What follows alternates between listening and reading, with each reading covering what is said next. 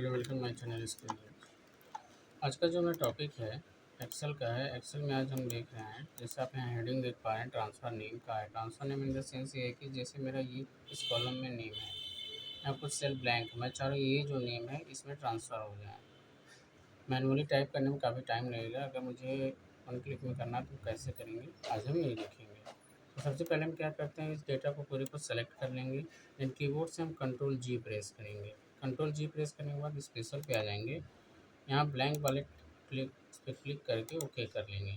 Then इसके बाद हम कीबोर्ड से कंट्रोल के साथ माइनस प्रेस करेंगे। ओके, यहाँ पे एक ऑप्शन आता है शिफ्ट सेल लेफ्ट का।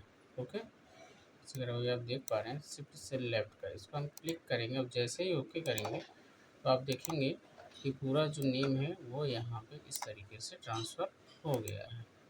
तो बिल्कुल सिंपल इजी तरीके से हम इस चीज़ को कर सकते हैं। एक बार आप भी ट्राई करें। और वीडियो अच्छी लगती है तो लाइक शेयर कमेंट सब्सक्राइब करें। Thank you.